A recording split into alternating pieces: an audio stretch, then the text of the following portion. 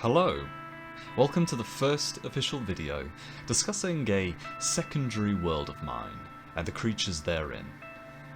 Arone is a high fantasy setting I've been working on for a long time and is something that I'm eager to talk about in more detail, with these videos serving as the most ideal means to showcase the more visually interesting aspects of the world. These videos will be focusing on the qualities of my developmental art that I hope you will find interesting. What exactly I'll be talking about might depend on the narrative behind a concept or a discussion on the developmental process that went into it. This secondary world is home to eccentric characters, terrible godly powers, weird monsters, and flexible magical systems. For this first video, I will be talking about the vampires inherent to the setting, their design and role in the story of the world. Vampires are really well established in popular media. A good vampire is immediately recognisable, with their depictions rarely challenging the mythos they stem from. They are a highly versatile fantasy creature, and I like them a lot.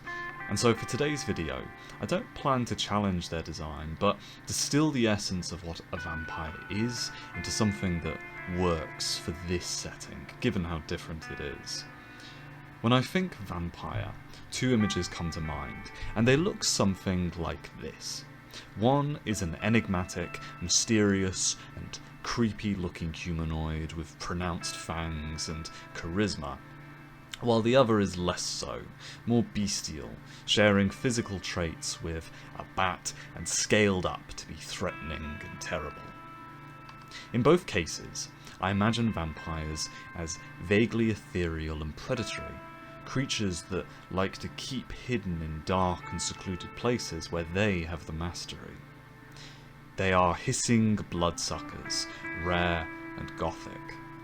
These associations that I've made are unique to my experience and how I interpret vampires, and so I felt it was important to use these aspects as a guideline that could inform my design and keep the creature feeling like a vampire without necessarily having to look the part. The first big change I made was the animal inspiration. Rather than a bat, my vampires would be inspired by leeches, for reasons that I will get into. For the moment at least, the main reason behind this deviation was to give these vampires a level of distinctiveness that I don't believe I've seen in other vampires. After all, a big part of this project is that I am trying to design something original. From here, I began developing some preliminary sketches, thinking about the gesture of my vampires through very loose marks. I quickly landed on a silhouette that appealed, which carried into my first set of finished designs. A lesser vampire, a greater vampire, and a vampire character named Shira. These worked for the time, but are beginning to show their age, and so at this point of recording, I'm looking to update these designs to suit my current style and process. The time-lapse you're seeing in the background is an update to my aforementioned lesser vampire.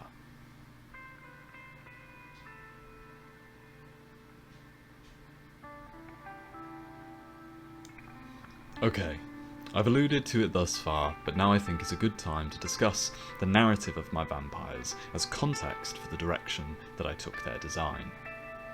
The vampires of Arone are part of a hard magic system within the setting, known as ethereal spirits. Ethereal spirits are supernatural creatures that appear in the world as a direct response to the actions of mortals.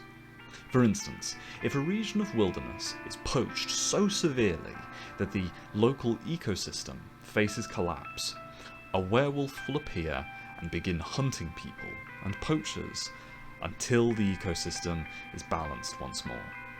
Similarly, a wraith is an echo of a person who has died with unfinished business, whether that be to settle a debt, punish a bully, or even to check on the well-being of an abandoned pet, or to pay off their bills.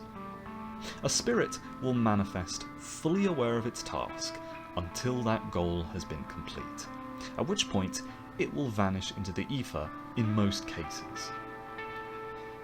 Given that most ethereal spirits fulfill acts of seemingly justice or moral goodness, local understanding of spirits has directly informed laws and judicial systems across the setting, and so they are studied closely by numerous guilds and organisations, from the Hunters Guild, the Jubilant Armigers, and the Triandane Empire. By the modern day, ethereal spirits have actually been categorised into 4 separate groups, namely the Mitis Imitrine, the Pharalictum Imitrine, Dialike Imitrine, and the Nehmotnile Imitrine. I hope to define the reasoning behind each group in future videos, but at least for the moment, it's worth noting that with each group, ethereal spirits become increasingly more dangerous to mortals. Vampires can be found between these groups as they vary greatly and possess considerable internal variation. Some are harmless, while others are terrible. The most common variant of vampire is the lesser vampire. These creatures are harmless. They are well-meaning and shy. Given their limited ability to express, they are generally perceived as dangerous to those unaware of their nature, as people do not empathise with a flying leech. Yet lesser vampires are virtuous creatures who appear strictly to help mortals in their own unusual way. For instance, if a person has a consistently unbalanced diet, or a bad sleeping schedule, or a lifestyle that is endangering their physical and mental health, then a lesser vampire will begin to shadow them for weeks at a time. Each night, this vampire will descend and bite the person's neck, injecting this person with a tailor-made cocktail of venom designed to influence their daily activities. For a night owl staying up far too late with too little sleep, this venom can help ease that person into a gentle rest.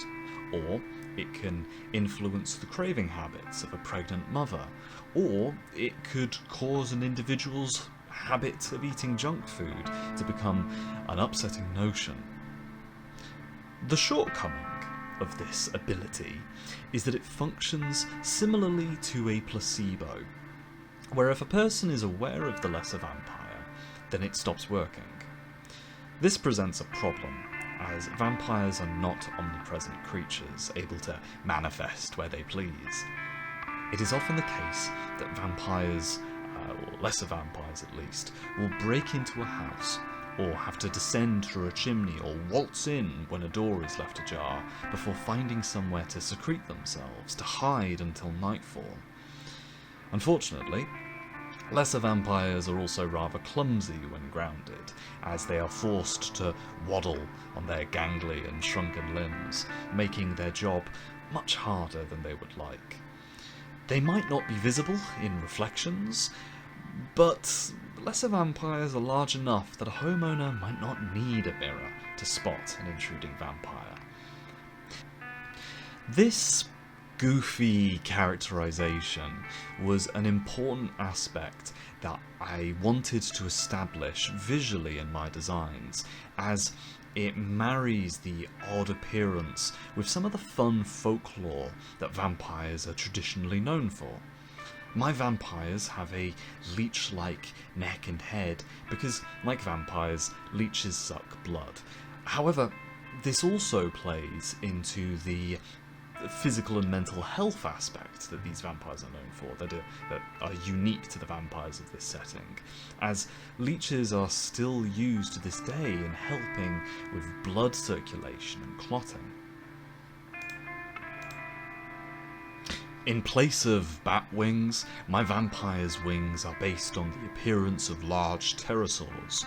This gives them a weird appearance, something definitely very distinct, while also maintaining the leathery batwing aesthetic seen in traditional vampires without being too on the nose. Pterosaur wings also look slightly awkward, neatly fitting with the clumsy locomotion of a grounded lesser vampire. Again, my hope with this design is to marry what is already cool about vampires with a uniqueness that fits their whimsical place in the narrative of this secondary world.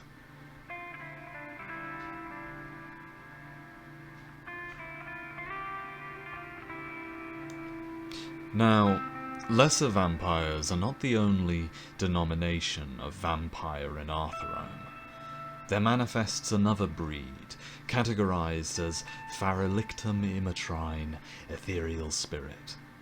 This is the dread vampire, a pitiless creature that exists to punish the gluttonous ruler who leaves his people to starve, or the warlord who uses famine to win his wars, or the fool who endangers a village with the burning of its crops. A lord or lady punished to suffer by the hands of a dread vampire will not recognize the ruin of their household for many, many years, as the spirit works slowly and deliberately. A dread vampire will keep to the shadows and rarely show itself, even in the instance when it has succeeded, as a dread vampire does not wish for its victims to have any vindication.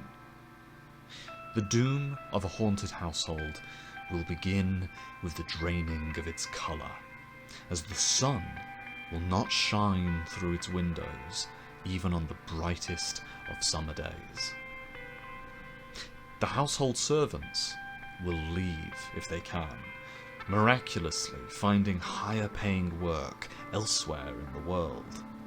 The lord or lady will discover that regardless of how fresh their food might be on purchase, it will rot within hours or be consumed by vermin, forcing them to leave the safety of their home into the towns and markets they might have previously condemned with their actions.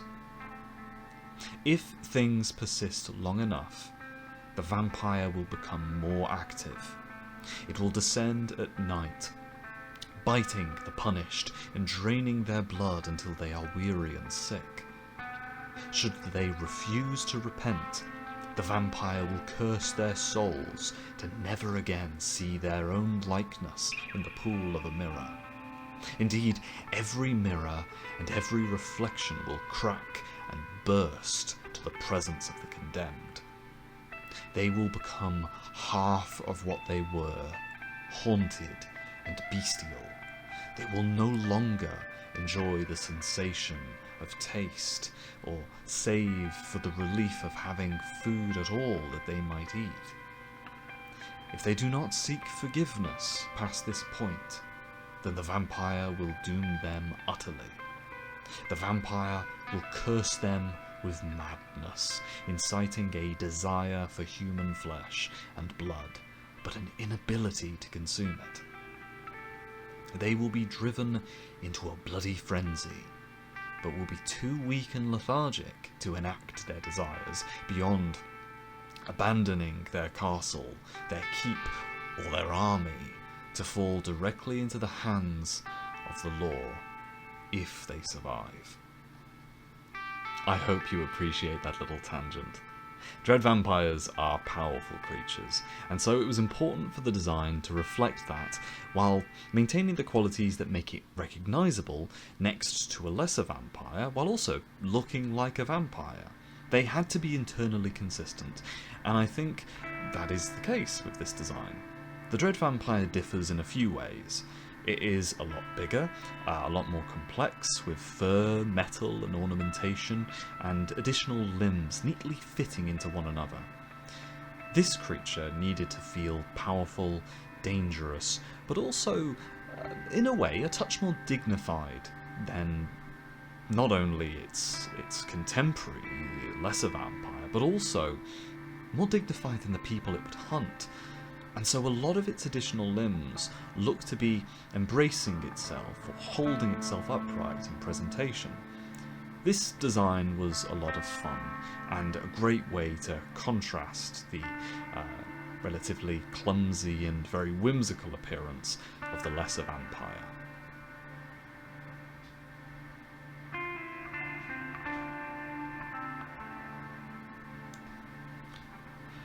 And so here are the finished drawings of my vampires. There are some small design notes present in these designs that I'd like to quickly elaborate on. Given that these vampires are spirits, there were a few things I wanted to illustrate to help communicate this. A large feature of their designs are the robes that they wear. Both of these vampires are hooded to the extent that you can't see what's underneath, except for their bared teeth. This served several purposes. The robes lend the vampires an air of mystery which suits their insidious nature, while also framing the teeth, a focal point in any vampire's design. Not only that, but disguising the vampire's face behind its hood removes our ability to empathise with it. We can't discern its expression, and so it appears threatening. In the case of the lesser vampire, this is a problem that it has to deal with, as they appear intimidating, which can get them into trouble. More trouble than they deserve. Meanwhile, the Dread Vampire sports a hood adorned with ornamentation and a death mask, which suits its nature. It makes it look ceremonial and foreboding. Another feature of the design that I hope you will find to be consistent with other ethereal spirits I hope to discuss in future videos is the vampire's feet. Their rear limbs sport a mono-toed foot. Every ethereal spirit shares this unique design quirk, and there is a reason for it. Feet are complex structures with intense variation in the animal kingdom to suit the respective niches and behaviour of animals. I found that removing this information and hypersimplifying the vampire's foot into this single-toed form helped to make it feel less real. Vampires in this setting are spirits. They are ghostly in some cases, and ghosts in design tend to have more tapering shapes to illustrate their deathly state and superrational nature. As a final note on the design, if you recall back to the start of the video, I mentioned that when I began this project, I started by distilling a vampire into its core components, subject to my interpretation. When I imagine a vampire, I think of a creature that hisses. As such, once I settled on using leeches as a reference, I knew my vampires would sport a leech-like face, supported on a long neck. You can almost imagine that if you saw this creature, you could hear its breathing rising in its chest and through its throat, escaping as a hiss through its toothed maw.